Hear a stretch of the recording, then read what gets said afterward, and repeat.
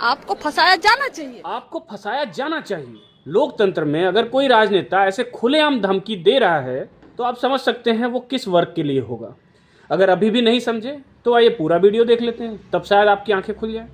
स्वर्ण समाज के लोग जो डर रहे हैं कि उनको फंसा दिया जाएगा और जो लोग कंप्लेन करेंगे उन पर कोई कार्रवाई नहीं होगी, तो स्वर्ण समाज के लोगों को आप लोग कैसे विश्वास दिलाएंगे कि उनके खिलाफ हमें विश्वास दिलाने की जरूरत नहीं है, वो खुद से विश्वास करें।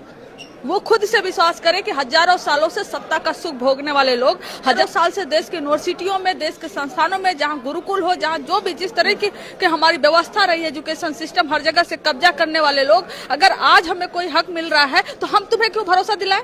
तुम खुद भरोसा करो। और वो हमको धमकाएंगे और ओबीसी समाज का बच्चा जो है डर जाएगा कि वो हमको धमका रहा, खुद वो कौन है वो लोग? यूजीसी सही है, आप लोग इसका समर्थन करेंगे? यूजीसी सही है कि एजुकेशन मिनिस्टर सही है? बात आप उस कानून का विरोध इसलिए कर रहे हैं कि आपको फंसाया जाएगा। अरे आपको फंसाया जाना चाहिए, आपको इस आधार पर फंसाया जाना चाहिए कि आपने कभी भी इस देश के 90% ओबीसी, एससी, एसटी, बहुसंख्यक जो आबादी है, जो माइनॉरिटी है, उसको आपने उसका हक नहीं दिया। आपको इस बेसिस पर फंसाया जाना चाहिए। बहुत शुक्रिया। तुम्हारे साथ कंचना यादव खुलेआम कह रही हैं कि सवर्णों को तो फंसाया जाना चाहिए। क्यों?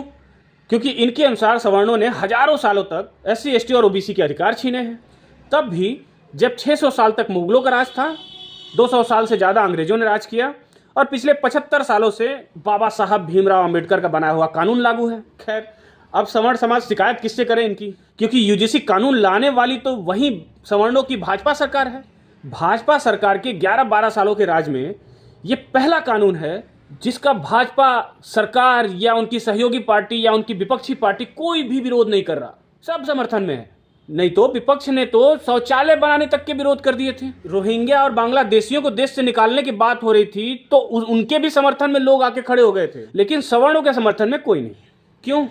क्योंकि 10-11% का वोट बैंक रखने वाला सवर्ण जो आज तक एकजुट नहीं हुआ है, वो अगर एकजुट हो भी गया तो कितना नुकसान कर लेगा? और अगर समर्थन नहीं करेगा, अगर विरोध करेगा तो किसका करेगा? आखिर कोई पार्टी तो हो जिसका समर्थन भी करे। अपनी पार्टी बना के 11% वोट लेके उखाड़ी क्या लेगा? तो भैया लोकतंत्र है। अगर 10 लोग खड़े होके एक गाय को भैंस कहें तो तुम जाओ उसे गाय कहने। वो 10 लोग मिलके तुमको कूटेंगे भी और कानूनी कार्रवाई तो तुम्हारे खिलाफ होगी ही। और उसके बाद भी आप हमसे उम्मीद करते हो कि हम इस सड़े हुए लोकतंत्र का, इस बाबा साहब के संविधान का समर्थन करें।